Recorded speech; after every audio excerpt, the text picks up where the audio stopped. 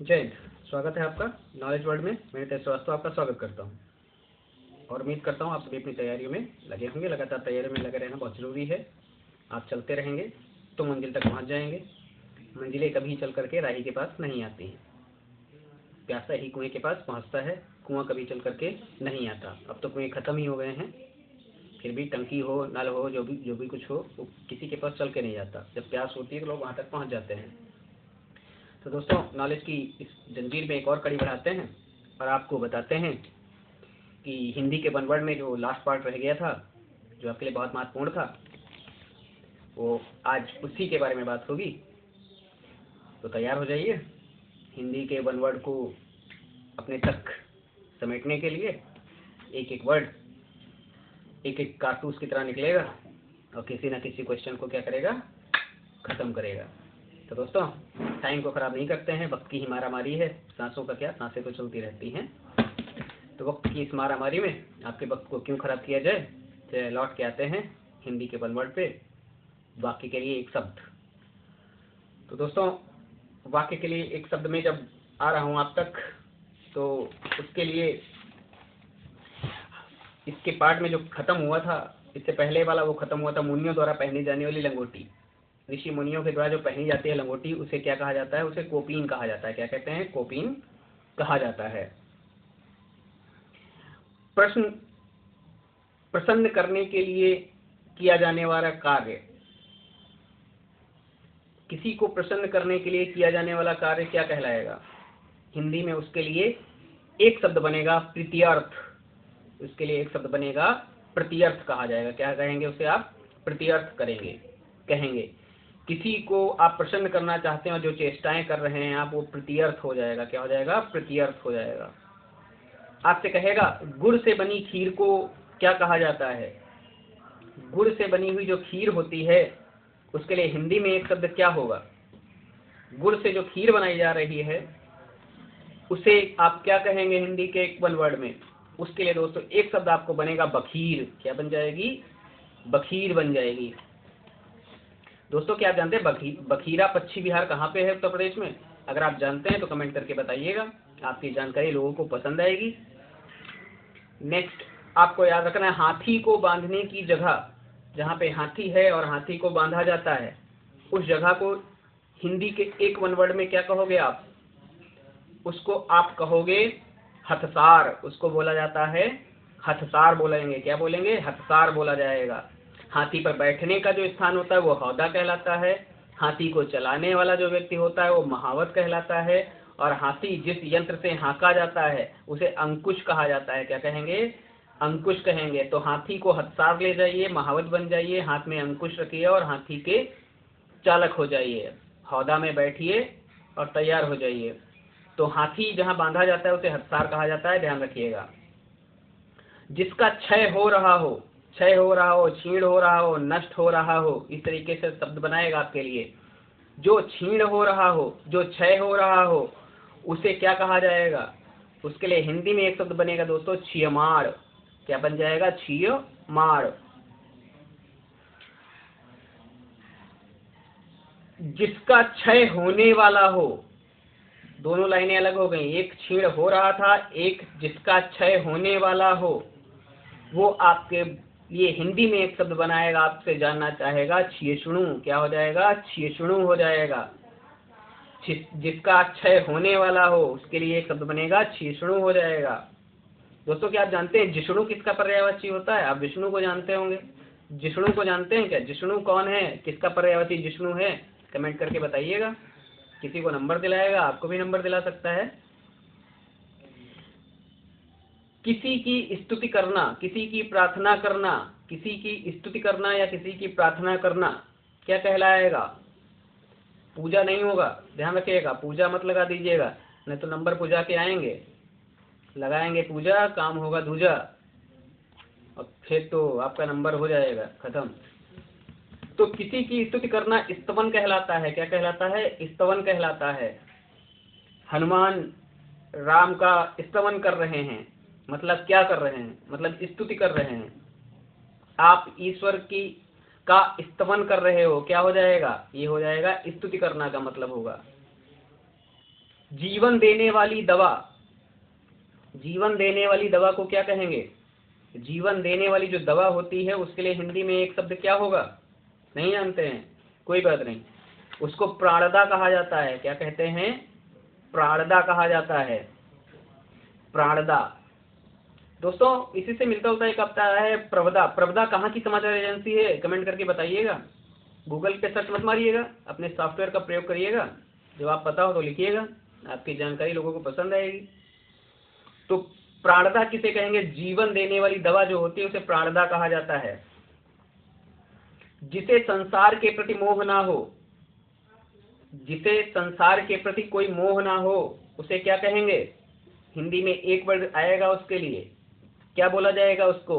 उसको बोलेंगे वितरागी। क्या बोलेंगे? उसे वितरागी कहा जाता है। जिसे संसार के प्रति मोह ना रह गया हो, संसार उसके लिए कोई मतलब ना रखता हो, जिसे संसार के प्रति कोई मोह ना हो, वितरागी हो जाएगा। क्या हो जाएगा?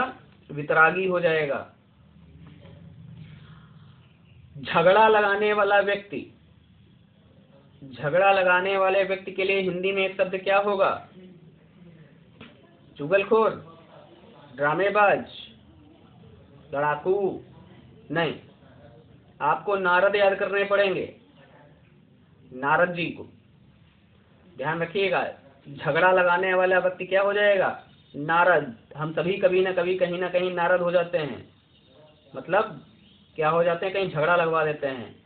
अमेरिका सबसे बड़ा नारद है, मतलब अमेरिका देशों में लड़ाई करवा देता है, नारद हो जाता है। मदिरा पीने का प्याला, शराब पीने का प्याला जो होता है, मदिरा पीने का प्याला या सोमरस को पीने वाला प्याला, उसके लिए हिंदी में एक शब्द क्या हो जाएगा? उसके लिए दोस्तों हिंदी में एक शब्द होगा चषक। क्या हो जाता है? चषक हो जाएगा। दोस्तों क्या आप बताएंगे कि शराब जो होते हैं उसका पीएच मान कितना होता है और इसमें कौन सा एल्कोहल होता है? यदि आप जानते हैं तो कमेंट करके जरूर बताइएगा। शराब कौन सी विधि से तैयार होती है ये भी बता दीजिएगा। विश्व की सुरा सुंदरियों का देश भी बता दीजिएगा। देवता सोम का वर्णन कौन से ऋग्वेद के कौन से मंडल में, ये भी बता दीजिएगा। चलिए सोम को छोड़ देते हैं, शराब को यहाँ पे ब्रेक देते हैं। क्रोध करने वाली स्त्री, क्रोध करने वाली जो दोस्तों जो स्त्री होती है, क्रोध कर रही है, उसे कहा जाता है भामिनी। क्या कहेंगे?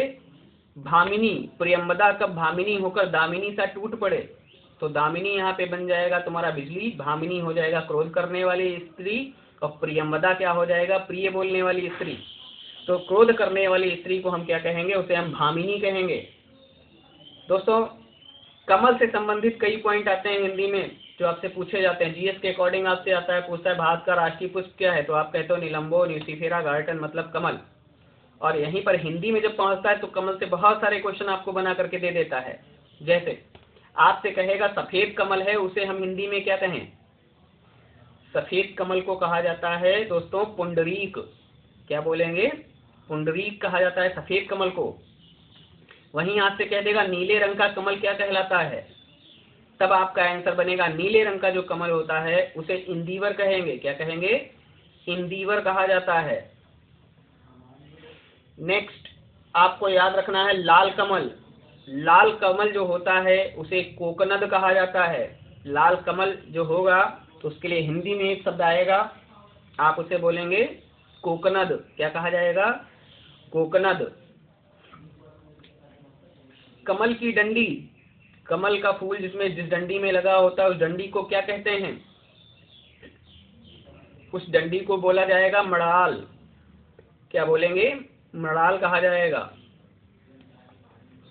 दोस्तों आपसे कहेगा तारों भरी रात, तारों भरी रात है, क्या कहें हम इसको?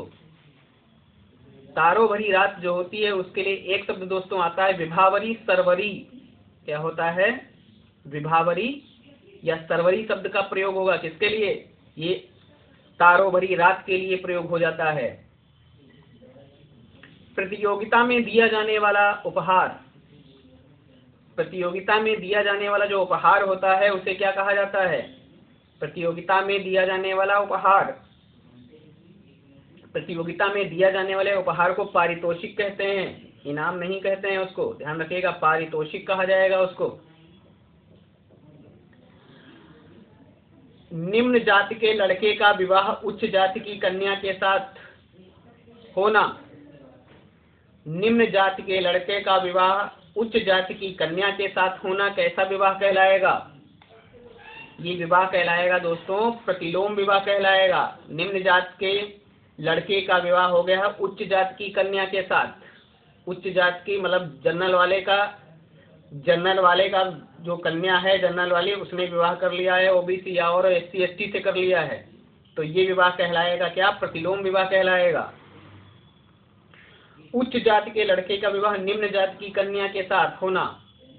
उच्च जाति के लड़के का विवाह निम्न जाति की कन्या के साथ होना मतलब जनरल वाला था लड़का, उसने क्या किया है ओबीसी उतर गया है या नीचे एससी उतर गया है या एसटी तक उतर गया है और उसने क्या किया उससे विवाह कर लिया है। लड़का उच्च कुल का था और लड़की निम्न कुल की थी और उन दोनों में विवाह हो गया है। उस विवाह को कहा जाता है दोस्तों अनुलोम विवाह कहेंगे। अनुलोम और प्रतिलोम विवाह। दोस्तों क्या आप जानते हैं हिंदू धर्म में विवाहों की संख्या कितनी है? कितने प्रकार के विवाह होते हैं? बताइएगा जरा कमेंट करके। जिसने पुण्य कार्य के लिए प्राण दे दिए हों, जिसने पुण्य कार्य के लिए अपना प्राण दे दिए हों वो हुतात्मा कहलाता है। हमारे जितने भी क्रांतिकारियों ने देश को आजाद करने के लिए अपने प्राण दे दिए वो हमारे लिए हुतात्मा हैं। क्या है वो आत्मा हुतात्माएं हो गई हैं, अमर हो गई हैं, महान हो गई हैं, यादगार हो गई हैं। वह काव्य जो गद्य और पद्य दोनों में हो, वह काव्य गद्य और पद्य दोनों में हो मतलब कहानी नुमा भी हो और उसमें कविता नुमा भी स्थान दिया गया हो, उस शैली को क्या कहा जाता है? उस शैली को कहेंगे चंपू शैली। उस शैली को क्या बोलेंगे? चंपू शैली कहा जाता है। दोस्तों इतिहास में आपने पढ़ा होगा वेदों के बारे में।